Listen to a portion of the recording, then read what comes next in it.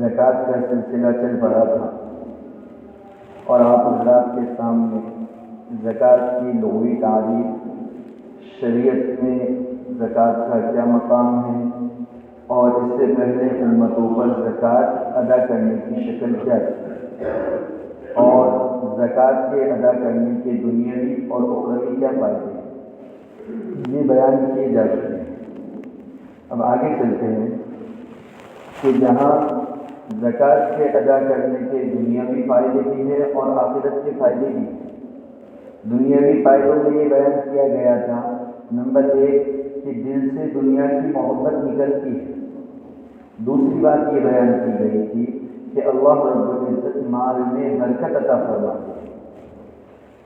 اسی طرح زکوٰۃ ادا نہ کرنے کے کچھ دنیاوی نقصان بھی ہیں اور کچھ آخرت کے نقصان بھی ہیں، لہذا زکوٰۃ ادا نہ کرنے کا سب سے بڑا جو نقصان ہے وہ آخرت کا نقصان ہے، اور وہ یہ ہے جس کو اللہ رب العزت نے 10ویں پارے میں سورہ توبہ کے اندر ذکر کیا، یوم یحمى علیہا فی نار جہنم فتکوی بہا جباہہم وجنوبہم وظہورہم ھذا ما کنزتم لانفسکم فذوقوا ما کنتم تکنزون۔ سورہ توبہ کی اس آیت میں اللہ رب العزت نے خصوصیت کے ساتھ زکوٰۃ نہ ادا کرنے والوں کے عذاب کا تذکرہ کیا اور کہا کہ کل قیامت کے دن جہنم کی دہکتی ہوئی آگ ہوگی، اس کے اندر جو لوگ زکوٰۃ ادا نہیں کرتے تھے ان کے پاس جو سونا چاندی تھا اس کو لایا جائے گا اور جہنم کی آگ میں اس کو تپایا جائے گا۔ سونا چاندی جس کی ہم زکوٰۃ ادا نہیں کرتے اس کو جہنم کی آگ میں تپایا جائے گا۔ پھر اللہ فرماتے ہیں فَتُقْوَىٰ بِهَا جِبَاهُهُمْ وَجُنُوبُهُمْ وَظُهُورُهُمْ، کہ ان تپے ہوئے سونے اور چاندی اور دیگر چیزوں کے ذریعے اس کو آگ میں بالکل جلا کر تپا کر پھر انسان کی پیشانی کو اللہ اس سے داغیں گے، انسان کے پہلو کو اور اس کی پیٹھ کو اس سے داغیں گے، اور پھر فرشتے کہیں گے ھذا ما کنزتم، یہ ہے وہ تمہارا خزانہ، لانفسکم، جو تم نے اپنے آپ کے لیے جمع کیا، فذوقوا ما کنتم تکنزون، لہذا اب تم مزہ چکھو اس کا جو کچھ تم اللہ کا حق ادا نہ کر کے جمع کر کے رکھتے تھے، اب یہاں پر اس کی سزا بھگتو اور اس عذاب کا مزہ چکھو۔ تو فرمایا زکوٰۃ ادا نہ کرنے والوں کو اللہ رب العزت اس طرح جہنم کے اندر دردناک عذاب عطا فرماتا ہے۔ یہ تو زکوٰۃ ادا نہ کرنے کا اخروی گناہ ہوا، اخروی عذاب ہوا، آخرت میں دیا جانے والا عذاب۔ فرمایا کہ زکوٰۃ نہ ادا کرنے کی صورت میں اللہ رب العزت دنیا میں بھی اس کے اوپر چند عذاب کی شکل میں مصیبتیں نازل فرماتا۔ نمبر 1 کہ اس کے مال میں سے برکت ختم ہو جاتی ہے۔ نمبر 2 اللہ رب العزت اس کے مال کی حفاظت کی ذمہ داری نہیں ہے۔ جو بندہ زکوٰۃ ادا کرتا ہے اللہ رب العزت اس کے باقی مال کو اپنی حفاظت میں لے لیتے ہیں۔ اب بندے کے مال کی حفاظت کرنا خود اللہ رب العزت کی ذمہ داری ہے۔ اب بتاؤ جس کے مال کی حفاظت خود اللہ رب العزت کرے اس کا مال ضائع ہو سکتا ہے؟ نہ اس کا مال چوری ہو سکتا ہے، نہ اس کا مال بیکار کی چیزوں میں آپریشن ہے، دواخانے ہیں، یا کورٹ کچہری کے مسئلے ہیں، یا آپسی جھگڑوں میں ضائع ہونے کا اندیشہ ہے، اب اس کا مال ضائع نہیں ہے، کیونکہ اس کے مال کی حفاظت کرنے کی ذمہ داری اللہ رب العزت نے لے لی۔ اور جب اللہ رب العزت مال کی حفاظت کی ذمہ داری لیتے ہیں تو اس کا نتیجہ یہ ہوتا ہے کہ اب بندے کا فرض کورٹ کچہریوں میں نہیں ہوتا، مطلب کہ آپسی اختلافات سے اللہ اس کو بچا دیتا ہے، دواخانوں میں فضول خرچی نہیں ہوتی، گویا کہ اللہ اس کو بیماریوں سے بچا دیتا ہے، اولاد کو اللہ رب العزت فرما بردار بنا دیتے ہیں، گویا کہ اس کی اولاد کو بھی اللہ رب العزت مال ضائع کرنے سے بچا دیتے ہیں۔ مال کی حفاظت کا صرف یہ مطلب نہیں کہ ہم نے جو کما کر رکھا ہے وہ باقی رہے گا، بلکہ اللہ مال کی حفاظت کے طریقے لے کر آ جاتا ہے کہ جھگڑوں سے حفاظت کی، کورٹ کچہری میں جانے کا مسئلہ ہی پیش نہیں آیا تو وہاں جانے سے مال گویا کہ بچ گیا، اللہ نے صحت عافیت تندرستی عطا فرمائی، دواخانے میں جانے کا مسئلہ ہی نہیں آیا، وہاں سے مال بچ گیا۔ اولاد کی اللہ رب العزت نے صحیح تربیت کی، وہ مال کو ضائع نہیں کر رہے تو وہ بھی مال کو روکنے کا حفاظت کا ایک ذریعہ بن گیا۔ تو گویا کہ مال کی حفاظت کا ذریعہ بہت ہی وسیع مفہوم کے ساتھ ہے، اس کے ساتھ ساتھ ہمارے بہت سارے دوسرے فائدے بھی ہو جائیں گے۔ مال کی حفاظت بھی ہوگی، صحت بھی ملے گی، مال کی حفاظت بھی ہوگی، بندہ جھگڑوں سے بھی بچے گا، مال کی حفاظت بھی ہوگی، اولاد فرما بردار بھی بنے گی۔ تو گویا کہ مال کی حفاظت کے مختلف ذریعے اللہ رب العزت پیدا کرتے ہیں، اور جو بندہ زکوٰۃ ادا کرنے سے غفلت برتتا ہے تو کہا اس کے مال کی حفاظت کا کوئی ذمہ نہیں۔ جو مال کی حفاظت کا ذمہ نہیں ہے تو مال ضائع ہونے کے جو راستے ہیں وہ خود بخود کھلتے جائیں گے، کہ کوئی ایسی بیماری لگ گئی کہ ہزاروں لاکھوں روپے بھی جا رہے ہیں لیکن پھر بھی کوئی کھانا نہیں، یا پھر کوئی ایسے مسئلے کے اندر الجھ گئے کہ کورٹ کچہری کے اوپر لاکھوں روپے خرچ کرنا پڑا، اللہ نے ضائع کرنے کے راستے بنا دیے، یا پھر اللہ رب العزت نے اولاد ہی کو نافرمان بنا دیا اور وہ جو ہے تو بے دریغ والدین کے مال کو جمع کیے ہوئے کو خرچ کر رہی ہے۔ یہ بھی مال کے ضائع ہونے کا ایک طریقہ ہے۔ تو گویا کہ زکوٰۃ نہ ادا کرنے کی وجہ سے مال کی حفاظت ختم ہوتی ہے، اور مال کی حفاظت ختم ہونے کی وجہ سے بندہ اتنی ساری پریشانیوں میں گر جاتا ہے، پھر سکون کی زندگی اسے نصیب نہیں ہوتی۔ اسی لیے کہا جاتا ہے کہ زکوٰۃ یہ مال کا حق ہے اور اللہ رب العزت کا عائد کردہ فریضہ ہے، اس کو انجام دینا ہر ایک ایمان والے کی ذمہ داری ہے۔ ہمیں چاہیے کہ ہم حد الامکان کوشش کریں کہ اپنے علاقے کے علماء سے دریافت کر کے مسئلے جان کر پھر زکوٰۃ کو انجام ادا کرنے کی کوشش کریں، اس لیے کہ اکثر طبقہ کو زکوٰۃ کی انجام دہی سے غفلت برتتا ہے، لیکن کچھ مخلص ایسے بھی ہوتے ہیں جو زکوٰۃ کو ادا تو کرتے ہیں لیکن علم کی کمی کی وجہ سے وہ زکوٰۃ کو صحیح جگہ نہ دے پاتے، جس کی وجہ سے ان کی زکوٰۃ بھی ادا نہیں ہے۔ فرمایا زکوٰۃ کے لیے اللہ رب العزت نے کچھ مصارف اور کچھ اشخاص کو متعین کیا ہے کہ ان تک دینے کی وجہ سے آپ کی زکوٰۃ ادا ہوگی، اور اگر آپ نے زکوٰۃ کا مال اپنے مال سے نکال تو لیا لیکن وہ محتاج مفلس ضرورت مند یا مستحق تک نہیں پہنچایا تو کہا کہ خالص زکوٰۃ کا مال نکالنے سے زکوٰۃ ادا نہیں ہوتی، اس کے حقیقی مستحق تک زکوٰۃ کا پہنچانا یہ ہماری ذمہ داری ہے۔ اس لیے ہم تحقیق کر کے چھان بین کر کے اپنی زکوٰۃ کو ادا کریں کہ زکوٰۃ دے رہے ہیں اس کا بھی حساب ہمارے پاس بنا ہوا ہو، بلکہ باقاعدہ ایک ڈائری یا کچھ بنی ہوئی ہو جس میں مستقل طور پر ہم یہ چیزیں لکھیں کہ میری ملکیت میں اتنی چیزیں ہیں، اہل خانہ کی ملکیت میں زیورات کی شکل میں اتنی چیزیں ہیں، اور میرا سامان تجارت ہے یا کچھ پلاٹ وغیرہ تجارت کی نیت سے لے کر رکھتے ہیں، وہ ہم ایک ڈائری کے اوپر لکھ کر رکھتے ہیں۔ اس کے بعد لکھنے کے بعد ہم ہمیشہ اس کا حساب کرتے رہے، سال میں جب بھی زکوٰۃ نکالنا ہے اس کا باقاعدہ حساب کرے کہ سونا اتنا تولہ ہمارے پاس ہے، چاندی اتنا تولہ ہمارے پاس ہے، آج ہم زکوٰۃ نکال رہے مارکیٹ میں سونے کا یہ بھاؤ ہے، لہٰذا اس کے حساب سے پورا حساب کر کے ایک پائی کی ہم زکوٰۃ نکالیں۔ زکوٰۃ نکالنے کی وجہ سے جب ہم صحیح حساب کر کے نکالیں گے، اور پھر دوسرا کام کہ مستحق تک پہنچانے کی کوشش بھی کرے، ورنہ ہوتا ہے ہم نے زکوٰۃ نکال دی اور ایسے شخص کو دی جو اس کا مستحق نہیں ہے، ہم نے نکال کے تو پیسے دے دیے لیکن سامنے والا مستحق نہیں ہے، آپ کی زکوٰۃ ادا نہیں ہوئی، آپ کو صدقے کا ثواب مل جائے گا، آپ کو نقلی صدقات کا ثواب مل جائے گا، لیکن فرض زکوٰۃ اسی وقت ادا ہوگی جب آپ مستحق تک پہنچاؤ۔ اس لیے جہاں زکوٰۃ کے نکالنے میں اہتمام کرنا ضروری ہے وہیں پر مستحق اور صحیح آدمی تک زکوٰۃ پہنچانا یہ بھی ہماری ذمہ داری ہے۔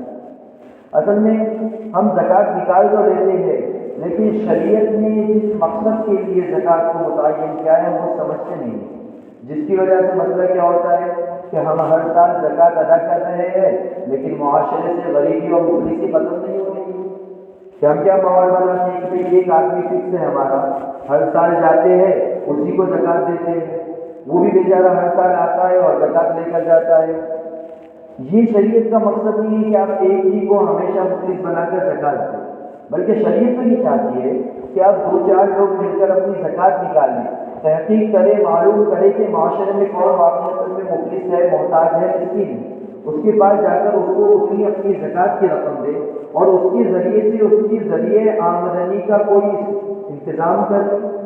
مثلاً ایک آدمی ہے، اس کی کمائی کا کوئی ذریعہ نہیں ہے، 2-4 لوگوں نے مل کر زکوٰۃ نکالی اور اس کو کمانے کا کوئی انتظام کر کے دے دیا۔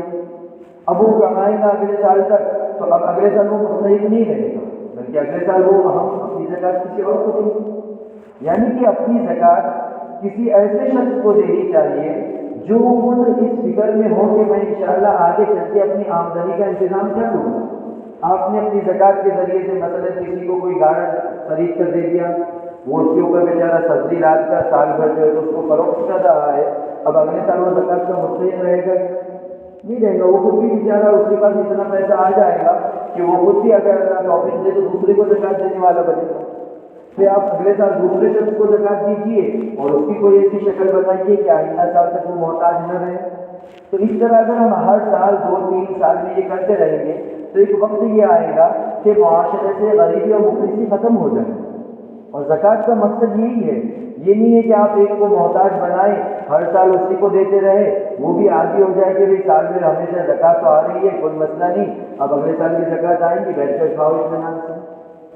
اس سے تو یہ ہوگا کہ ہماری طرف سے مفلس محتاج جو ہے اس کو اور سست بنانے کا ہم کام کریں گے کہ اس کو زکوٰۃ دے رہے وہ بے فکر ہے، اب کوئی فکر نہیں کر رہا، نہ کمانے کی فکر، صحیح سالی میں محتاج ہے لیکن کمانے کی فکر نہیں کر رہا، اس کو بتائے کہ رمضان ہے تو فلاں صاحب کی طرف سے اتنی زکوٰۃ آئے گی، فلاں صاحب کی طرف سے اتنی زکوٰۃ آئیں گی، اپنا تو گزارا ہو جائے گا۔ تو گویا کہ ہم ایک عبادت انجام دے رہے ہیں لیکن سامنے والے بندے کو ہم سست اور غافل بنا رہے ہیں۔ اس لیے ہم 2-4 لوگ وہاں، اسی لیے اسلام کے ابتدائی زمانے میں زکوٰۃ کا جو نظام تھا وہ مجموعی طور پر زکوٰۃ نکالنے کا، اسلامی حکومت کی طرف سے چند افراد متعین ہوتے، وہ جاتے اور تمام لوگوں کی زکوٰۃ نکالتے اور پھر اس طرح مستحق افراد کے پاس جا کر ان کی آمدنی کا ذریعہ ان کو بنا کر دیتے تھے، جس کی وجہ سے معاشرے سے مفلسی اور جو ہے تو محتاجی ختم ہوتی ہے۔ اس لیے ہمیں اس بات کی طرف بھی توجہ دینی چاہیے کہ جہاں ہم زکوٰۃ نکال رہے ہیں تو پہلی بات کہ پوری زکوٰۃ نکالیں، دوسری بات یہ کہ ہم مستحق تک پہنچائیں، اور تیسری بات یہ کہ مستحقین میں بہت سارے لوگ ہیں، اگر جو مستحق ہے لیکن صحت مند ہے اور تندرست ہے اس کو زکوٰۃ دے کر ہماری فکر یہ ہونی چاہیے کہ آئندہ سال وہ خود کمانے والا بن جائے، اس طرح کا کچھ اس کو انتظام کر کے دے دینا چاہیے۔ اگر یہ کریں گے انشاءاللہ تو زکوٰۃ ادا بھی ہوگی، قبول بھی ہوگی۔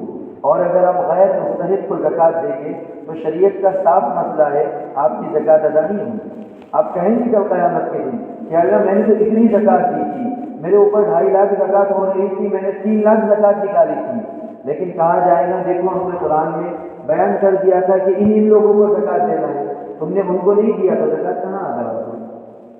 تو اس لیے کہیں ایسا نہ ہو کہ ہماری زکوٰۃ کی ادائیگی کا کل مسئلہ ہو جائے، ادا کرنے سے پہلے ہم تحقیق بھی کریں کہ ہم کس کو دے رہے ہیں۔ اب ساری بات کا خلاصہ یہ ہے کہ سورۃ الماعون کی تفسیر ہمارے سامنے مختصر انداز میں آئی ہے، اور چونکہ اس تفسیر کو بیان کرنے کا مقصد یہ ہے کہ جب کبھی نماز کے اندر یہ آیتیں ہمارے سامنے آئیں تو ان آیتوں کے اندر اللہ کس چیز کا حکم دے رہے ہیں یا اللہ کس چیز سے روک رہے ہیں یا ہم اللہ سے کیا مانگ رہے ہیں، یہ ہمارے ذہن میں ہونا چاہیے، اسی لیے ان آیات کی تفسیر کی جا رہی ہے۔ تو چونکہ آج سورۃ الماعون کی آخری آیت کی تفسیر کی گئی تو ایک بات تمام سورت کی خلاصہ اور 2-4 الفاظ میں ہر آیت کی تفسیر آپ کے سامنے پیش کی جاتی ہے، تاکہ جب کبھی آپ نماز میں پڑھیں تو بنیادی باتیں آپ کے ذہن میں رہیں۔ سب سے پہلے فرمایا أَرَأَيْتَ الَّذِي يُكَذِّبُ بِالدِّينِ فَذَلِكَ الَّذِي يَدُعُّ الْيَتِيمَ وَلَا يَحُضُّ عَلَىٰ طَعَامِ الْمِسْكِينِ۔ ان 3 آیتوں میں اللہ نے مشرکوں کی 3 صفات کو بیان کیا اور ایمان والوں کو ان تینوں صفات سے بچنے کا حکم دیا۔ پہلی آیت میں ہے کہ مشرک جو ہوتا ہے وہ آخرت کے دن کو جھٹلاتا ہے، یہ مشرک کی صفت ہے۔ لہٰذا اس آیت سے مجھے اور آپ کو یہ سبق دیا جا رہا ہے کہ آخرت کو جھٹلانا نہیں چاہیے، اور ہر وقت آخرت کا تصور میرے اور آپ کے سامنے ہونا چاہیے۔ دوسری آیت میں کہا فَذَلِكَ الَّذِي يَدُعُّ الْيَتِيمَ، یہی ہے وہ شخص جو یتیم کو ڈھکالتا ہے، یعنی مشرک کی دوسری صفت بیان کی گئی کہ وہ آخرت کا بھی انکار کرتا ہے اور یتیم کو بھی دھکے مار کر نکالتا ہے۔ تو اب ایمان والوں سے یہ آیت تقاضا کر رہی ہے کہ اگر کوئی یتیم آپ کی ماتحتی میں ہو تو اس کے حقوق کو ادا کرنے کی کوشش کرے۔ اور یتیم کا مطلب ہمارے معاشرے میں ہم کیا سمجھتے ہیں؟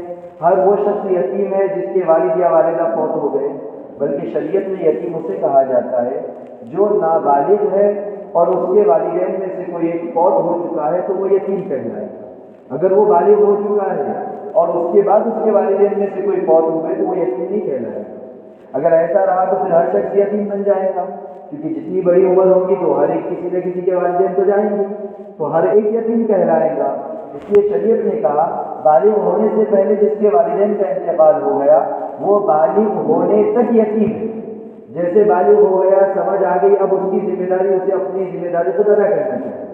ورنہ ہم جو یتیم کا معنی سمجھتے ہیں کہ جس کے والدین فوت ہو گئے تو اس کے اعتبار سے تو ہر شخص یتیم کہلائے گا، جو بوڑھا ہو چکا ظاہر سی بات ہے وہ یتیم کہلائے گا۔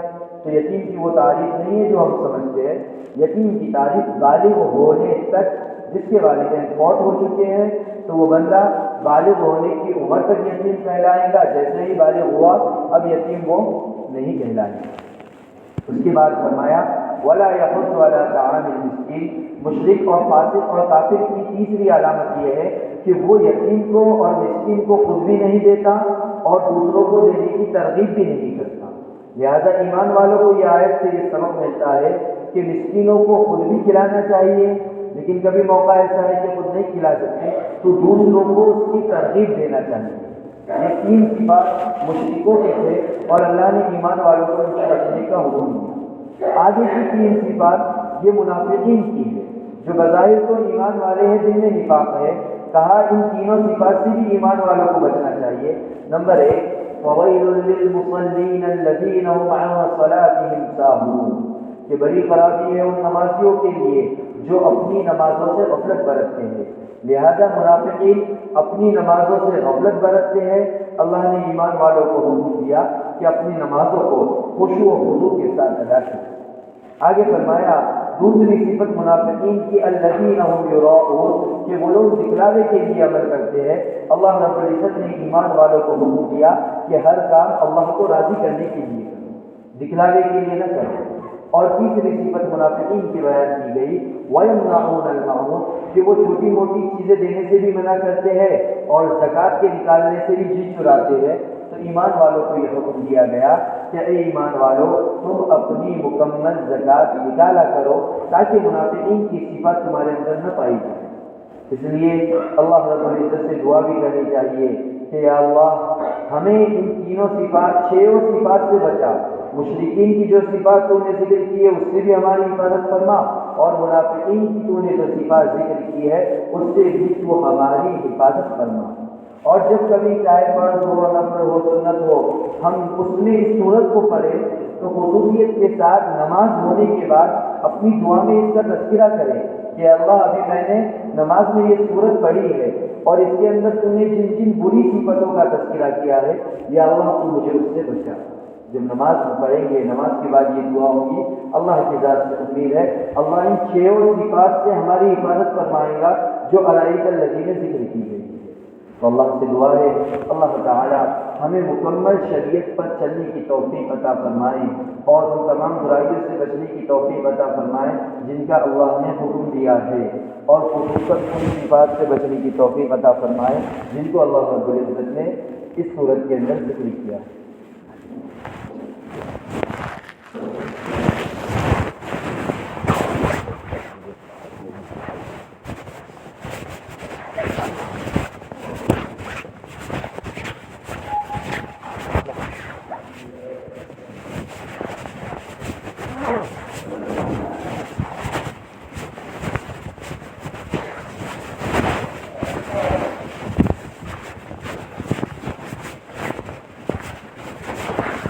ये भी नहीं कि हाँ कहाँ दिए बोले कहाँ दिए पर ये फजर के टाइम तो बोले थे कि नमाज 35 तक हो जा रही है हाँ अभी बढ़ गया टाइम। हाँ उसके बाद कल कर देंगे। बढ़ जाएगी। अस्सलाम वालेकुम। कल कर देंगे। अभी बढ़ गया वो जब बड़ा ले था तो पूरे लाल लौका ये भी देखिए ना हमने तो 35 तक हो जाएगी अपनी नमाज करेंगे। मौलाना एक मसला पूछ लिया है। हमारा दोस्त है एसटी में मैकेनिक रिटायर हुआ नांदेड़ का, तो उसको 17 लाख रुपए मिले। बोला क्या करा रे? बोले यार बैंक में डाल दिया, बोले उसको ब्याज आता, बोले उसका वो, तो मैं बोला ब्याज जायज देना ना। तो नहीं यार, बोले भैंस का मूत्र भैंस को पिलाता, बोले घर पट्टी भरता, बोले लाइट बिल भरता, बोले गैस लाता, बोले वो लाता, वो दुरुस्त है क्या? नहीं दुरुस्त नहीं। हाँ वो बोले ना मैं कहा, बोले यार ब्याज मैं कहाँ खा रहा हूँ, बोले ब्याज मैं सरकार का पैसा सरकार को दे रहा हूँ, बोले लेकिन घर इस्तेमाल तो तुम कर रहे हैं ना, लाइन तुम इस्तेमाल कर रहे हैं, हाँ। घर में तुम रह रहे, हाँ। नल का पानी तुम इस्तेमाल कर रहे हैं। तो उन्होंने बोला भाई वो अपने से भरना नहीं होता, वो ऊपर का ऊपर भर दे, तो बोले भाई ऐसा ऐसा बोल रहा था उन्हें। जायज नहीं, वैसे दुरुस्त नहीं है वो। नहीं ना दुरुस्त। जी समझ ठीक है, जैसे होता है घर पट्टी है ये है, हाँ। तो इन सब का फायदा तो ये उठा रहा ना। हाँ। जैसा नल पट्टी है तो नल का पानी कौन पी रहा? अपन की अपन पी हाँ। रहे। लाइट बिल है तो लाइट महीना भर कौन इस्तेमाल कर रहे हो? अपन का तो खाना जरूरी नहीं ना वो सूद का माल इस्तेमाल में तो आ रहा ना। ऐसा है क्या? सरकार अपने रिश्तेदारों में से किसको दे सकती है? अपने रिश्तेदारों में से सबको दे सकते, खाली अपने नीचे जो है बेटे पोते परपोते, ऊपर जो है बाप दादा परदादा, इनके अलावा दे सकते। चाचा फूफी आराम से इनको दे सकते, चाचा है फूफी है, और जो है तो बहन भी है, समझो कोई बहन भी है थी, अब इसको लोग दे सकते हैं जगह। हाँ मदरसे में मदद में बहन को भी दे सकते हैं। बहन को भी दे सकते। बल्कि अगर कोई भाई है वो भी मोहताज है उनको भी दे सकते। खाली दो चीज़ें, ऊपर अपने बाप दादा परदादा, नीचे बेटा पोता परपोता। नवासा उनको नहीं दे सकते। नवासा नहीं, नवासा बाबू आ जाएगा ना, वो अपने क्या दामाद के खानदान से आते हैं। वो तो को नहीं दे सकते। पोतों को नहीं दे सकते। नवासा को दे सकते हैं। नवासा को दे सकते।